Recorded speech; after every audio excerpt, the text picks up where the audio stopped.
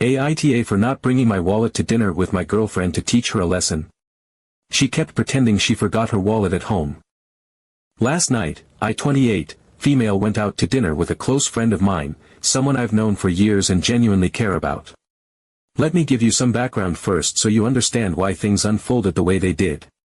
She and I have always had a good relationship, or at least I thought we did, but there has been one ongoing issue that started to chip away at my patience over time. She has this habit, no, a pattern, of conveniently forgetting her wallet whenever we go out. It doesn't happen every single time, but it happens often enough that I've started to feel like I'm being taken advantage of. At first, I let it slide because, you know, friends help each other out. I figured it was an honest mistake. Everyone forgets things now and then, right? But over time, it became clear that this was more of a routine for her. She'd do the same little act every time, patting her pockets, rummaging through her purse, feigning surprise, and exclaiming, "Oh no! I can't believe I forgot my wallet." It always seemed just a little too rehearsed. At first, I laughed it off, pulling out my card to cover the bill. But the more it happened, the more it started to bother me. She never offered to pay me back, and she never insisted on covering the bill the next time to even things out. It felt one-sided. I started to wonder if she genuinely saw me as a friend or just as someone she could depend on to pick up the tab. I tried dropping hints. I'd make comments like, "Wow, you're really forgetful when it comes to your wallet," or, "You should put it in your purse as soon as you grab it so you don't leave it behind." But she always brushed it off with a laugh or a casual, "Yeah, I know, I'm so scatterbrained." It was frustrating. I didn't want to outright accuse her of doing it on purpose because that felt confrontational, and I value our friendship. But at the same time, I was tired of feeling like a doormat. So last night, I decided to take a different approach. I had made plans to meet her at a nice restaurant downtown, nothing super fancy, but definitely a step above our usual spots. As I was getting ready, I looked at my wallet sitting on the counter and thought, what if I just leave it here? The idea hit me like a light bulb moment. If she forgot her wallet again, this would force her to take responsibility. It wasn't about being petty, it was about setting a boundary. I was tired of enabling her behavior, and I thought this might be the wake-up call she needed. I showed up at the restaurant a few minutes early, feeling a mix of nervousness and resolve. When she arrived, she was her usual bubbly self, chatting about her day and complimenting the place I had chosen. Everything was fine, normal, even, until the check arrived. That's when things took a turn. As soon as the waiter placed the bill on the table, I saw it happen. She did her usual routine, patting her jacket pockets, digging through her purse, and letting out a dramatic, "Oh my God. I forgot my wallet. Where the hell is it?" She looked up at me with wide eyes, waiting for me to say, "Don't worry about it, I've got it," like I always do. But this time, I didn't. Instead, I looked her straight in the eye and said, "Me too." For a moment, there was silence. She froze, her expression shifting from surprise to disbelief. "What do you mean, me too?" she asked, her voice a mix of confusion and panic. I shrugged, trying to keep my tone casual. "I forgot my wallet at home too. I guess we're in the same boat." Her face changed completely. She went from looking confused to looking absolutely furious. I could tell she was trying to process what was happening, but the panic was starting to set in. She glanced around the restaurant, probably wondering what to do. Finally, she hissed at me, "Are you serious right now? You're putting me on the spot like this." I stayed calm and replied, "I'm not putting you on the spot. I just thought it was funny that we both forgot our wallets." She didn't think it was funny. Not one bit. Her eyes were practically burning holes through me, and I could see the wheels turning in her head as she tried to figure out her next move. The waiter came back to check on us, and the tension at the table was palpable. I could feel my heart racing, but I wasn't about to back down. This was exactly the kind of moment I had prepared myself for. To my relief, she ended up using Apple Pay to cover the bill. I didn't even know she had it set up on her phone, but apparently, she did. As soon as the transaction went through, she leaned back in her chair and glared at me. "I can't believe you did that," she said. "That was so humiliating." I calmly replied, "I didn't mean to humiliate you. I just thought it was time we both took responsibility for paying our share." She didn't say much after that. We left the restaurant, and the car ride home was awkward and quiet. Before she got out, she turned to me and said, "You're a horrible person for doing that to me. Friends don't embarrass each other like that." I didn't know what to say, so I just nodded and said, "I'll see you later." She slammed the door and walked off, leaving me sitting there feeling a mix of guilt and frustration. On one hand, I felt bad for making her feel uncomfortable. On the other hand, I didn't feel like I had done anything wrong. I wasn't trying to humiliate her, I was just trying to hold her accountable. Was that so unreasonable? Now I'm left wondering if I went too far. Maybe I should have talked to her directly about how her behavior was making me feel instead of staging this little experiment. But at the same time, I feel like I've been more than patient with her, and she's the one who created this situation by repeatedly taking advantage of me. So, was I wrong? Am I the bad guy for leaving my wallet at home to prove a point, or was this a necessary step to address an ongoing problem without confrontation? Update 1.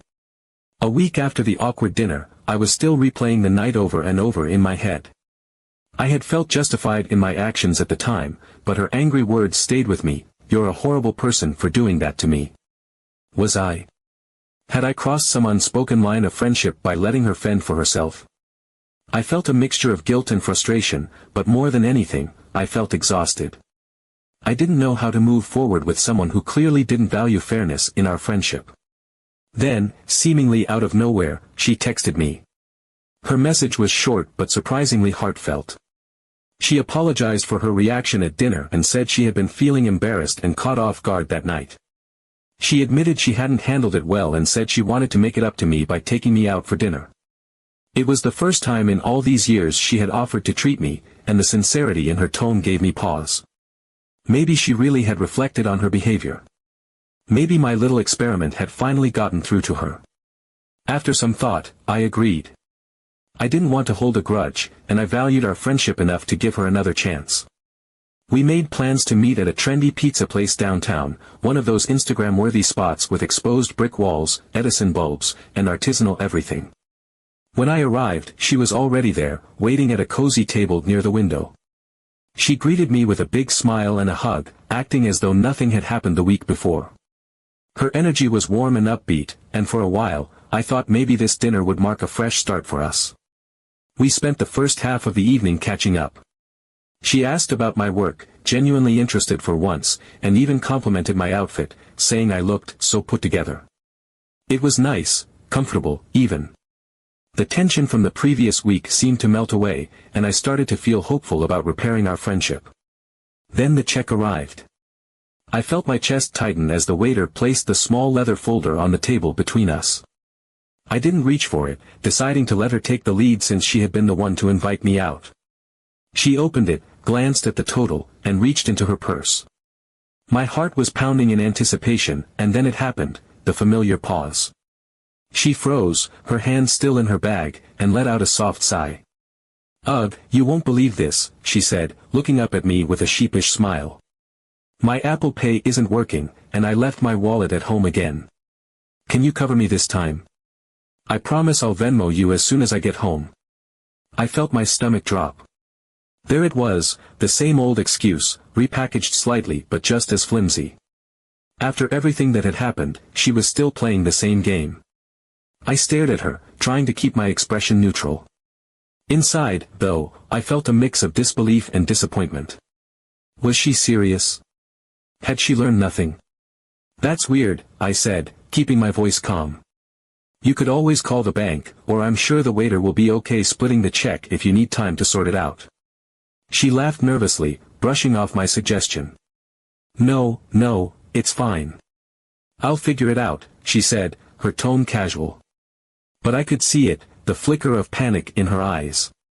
She knew she'd been caught, even if she wouldn't admit it outright. After a moment, she excused herself to the restroom, leaving her purse on the table. As she walked away, I stared at the bag, my mind racing. I wanted to believe her, I really did. But something didn't sit right with me. Her behavior, her tone, the timing of it all, it felt calculated. The memory of all the other times she'd forgotten her wallet came flooding back, and I couldn't shake the feeling that this was just another performance. Curiosity got the better of me. I glanced around the restaurant to make sure no one was watching, then leaned forward and peeked into her open purse. My heart sank. Sitting right there, in the side pocket of her bag, was her wallet. It wasn't hidden or tucked away, it was right there, in plain sight. The neat leather fold practically mocked me as I stared at it. All this time, I had given her the benefit of the doubt. I had told myself she was just forgetful, that maybe she was overwhelmed or distracted. But this? This wasn't forgetfulness. This was deliberate. I sat back in my chair, my mind racing. This wasn't just a one-off mistake or even a bad habit. This was a conscious choice. She had looked me in the eye and lied, fully expecting me to clean up her mess yet again. And for what? To save a few bucks. To keep up some facade that she wasn't capable of pulling her own weight. When she returned to the table, she acted as though nothing had happened. She smiled, thanked me for waiting, and asked if I was ready to leave. I nodded, still trying to process what I had just seen. She didn't mention the bill again, and I didn't either. I had already made up my mind, I wasn't going to cover for her. When the waiter came back, I handed him my card and asked him to split the check. Her expression shifted, just for a moment, but she quickly covered it with a forced smile. As we left the restaurant, I felt a sense of finality settle over me. This wasn't about money, it never had been. It was about respect. And in that moment, I realized she didn't respect me, not really. Our friendship wasn't built on mutual care or understanding, it was built on convenience, hers, not mine. That night, as I sat at home replaying the evening in my mind, I felt a strange mix of sadness and relief. Sadness because I knew I would have to distance myself from someone I had once considered a close friend. Relief because, for the first time in years, I felt like I was standing up for myself. I wasn't a doormat, and I wasn't going to let anyone treat me like one, not anymore.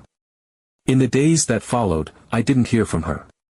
She didn't Venmo me the money she had promised, and honestly, I wasn't surprised. For all her apologies and good intentions, nothing had really changed. Update 2. Later, needing to vent and get an outside perspective, I decided to call Erica, a mutual friend who'd known Sarah even longer than I had. Erica was one of those people who always seemed to have a level head. If anyone could help me figure out whether I was being overdramatic, it was her. As soon as Erica picked up, I launched into the story, spilling all the details from the first dinner to the pizza night and the wallet discovery. I was halfway through my rant when Erica interrupted me. "Oh, she pulled that stunt with you too," she said, her tone laced with annoyance. I froze. My thoughts screeched to a halt. What did she mean, too? A knot of unease formed in my stomach as I pressed her for more details. Erica sighed heavily, as though she'd been waiting for this conversation to happen for a long time. She explained that Sarah had been pulling the same trick on her and several others in our friend group for years. It was always the same excuse: "I forgot my wallet, my card isn't working," or "Can you cover me? I'll pay you back." At first, everyone had brushed it off, much like I had. One time, sure, maybe twice, it happens. But after a while, they started noticing the pattern. Sarah never offered to pay anyone back, never insisted on footing the bill the next time, and never seemed to forget her wallet when she was out with people she wasn't as close to. It wasn't just me. Sarah had been doing this to nearly everyone in our circle. Erica went on to say that a few of the others had even talked about it in a group chat that didn't include Sarah. They had all grown tired of being put in awkward situations and feeling taken advantage of, but no one had confronted her directly. Instead, they had quietly started making excuses to avoid going out with her. At some point, Sarah must have realized people were pulling away because she started targeting newer friends, people like me, who hadn't yet caught on. Hearing all of this was like a punch to the gut. On one hand, I felt vindicated, I wasn't crazy, and it wasn't just me. On the other hand, I felt betrayed by the silence. Why hadn't anyone warned me? Why had they all chosen to tiptoe around the issue instead of addressing it head-on? Erica admitted that it wasn't because they didn't care, it was because Sarah had a way of turning any criticism into drama. She'd get defensive, play the victim, and somehow twist the situation until you felt like the bad guy for even bringing it up. It was exhausting, Erica said, and most of them had decided it was easier to just let her fade out of their lives. That explanation hit me harder than I expected. I had been sitting here questioning my own judgment, wondering if I'd overreacted or misread the situation, when in reality, Sarah had been pulling this same stunt on multiple people for years. And yet, instead of confronting her, everyone had chosen avoidance. They let her behavior continue unchecked, leaving others like me to deal with the fallout. Update 3. Fueled by everything I had learned, I realized I couldn't let this slide any longer. The weight of her actions had grown too heavy, not just for me but for everyone she had taken advantage of. If I didn't address this directly, I would only be adding to the cycle of silence that had enabled her behavior for so long. The next day, I texted Sarah, asking if she could meet me for coffee. I kept the message simple and vague, not wanting to tip her off about the conversation we were going to have. She responded quickly, agreeing to meet, and I set a time and place. When I arrived at the coffee shop, I felt a mix of nerves and determination. This wasn't going to be easy, but it was necessary. Sarah walked in a few minutes later, her usual bubbly demeanor in full force as she waved and sat down across from me. I didn't bother with small talk. I had rehearsed what I was going to say so many times that it felt almost robotic when the words started spilling out. As I began explaining what had been bothering me, her cheerful expression faltered. Her smile faded, replaced by a look of discomfort that only deepened as I laid everything out. I told her how her repeated excuses about forgetting her wallet had become a pattern that others had noticed, not just me. I brought up the countless times she had relied on someone else to pay, never offering to make things right or acknowledging how unfair it was. I let her know that if she was struggling financially, that was something we could have worked through together, but the lying, the manipulation, and the consistent disregard for her friend's generosity weren't acceptable. As I spoke, I could feel the tension building between us. She was uncharacteristically quiet, her face a mix of embarrassment, anger, and something I couldn't quite place. When I finally finished, there was a long, uncomfortable silence. I braced myself for an explosion, some kind of denial, an accusation, or even an attempt to make herself the victim. But when she finally responded, her reaction took me by surprise. She didn't deny it. She admitted it. The truth came tumbling out, raw and defensive, like a dam breaking under pressure. She explained that she had been pretending to forget her wallet because she felt pressured to keep up with the rest of us. She talked about how expensive some of the places we chose to go were and how she didn't want to feel left out or judged for not being able to afford them. She admitted that, in her mind, letting someone else cover the bill was a way to avoid the awkwardness of saying she couldn't afford to join. She framed it as a survival mechanism, a way to protect herself from feelings of inadequacy and shame. As I listened, I felt a strange mix of emotions. On one hand, I understood where she was coming from. It couldn't have been easy for her to constantly feel like she was falling behind, especially in a group where everyone else seemed to have their finances in order. On the other hand, her justification didn't excuse the hurt she had caused. It didn't make up for the years of lies, manipulation, and the sense of betrayal she had inflicted on people who genuinely cared about her. There had been countless opportunities for her to be honest, to have an open conversation about her struggles, but instead, she had chosen to take advantage of the very people she called her friends. After our conversation, I left the coffee shop feeling drained but also relieved. It wasn't a perfect resolution, but at least the truth was finally out. I had said my piece, and now it was up to her to decide how to move forward. I didn't know if she would take responsibility for her actions or if she would continue to make excuses, but either way, I felt like I had done what I could. A few days later, a group message popped up on my phone. It was from Sarah. The tone of her message was different from anything I had ever seen from her before. She started by apologizing, not just to me but to everyone in our friend group. She admitted to what she had been doing, explaining that it had started as a way to cope with her financial struggles but had spiraled into something she wasn't proud of. She acknowledged the hurt she had caused and promised to do better. She also said she understood if anyone needed space from her or didn't want to continue the friendship. What stood out most to me, though, was her promise to make amends. She said she was working on figuring out how much she owed to each person and would be reaching out individually to settle her debts. She also said she planned to take a step back from group outings until she could contribute equally without relying on others to pick up the slack. It was the kind of accountability I hadn't expected but desperately hoped for. The responses from the group were mixed. Some people were quick to forgive her, expressing their support and understanding. Others were more hesitant, saying they needed time to process everything. A few didn't respond at all. As for me, I felt cautiously optimistic. Her message felt genuine, but actions would speak louder than words. If she truly wanted to rebuild trust, it would take more than just an apology. In the weeks that followed, Sarah made an effort to follow through on her promises. She reached out to me personally, asking how much she owed me and transferring the money within hours. She also started suggesting cheaper, more low-key hangouts that didn't involve expensive dinners or outings. It was clear she was trying, and I appreciated that.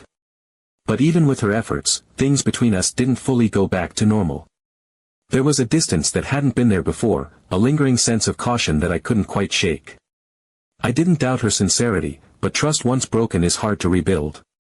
Whether our friendship fully recovers remains to be seen, but for now, I'm content knowing that I stood up for myself and that the cycle of silence has finally been broken.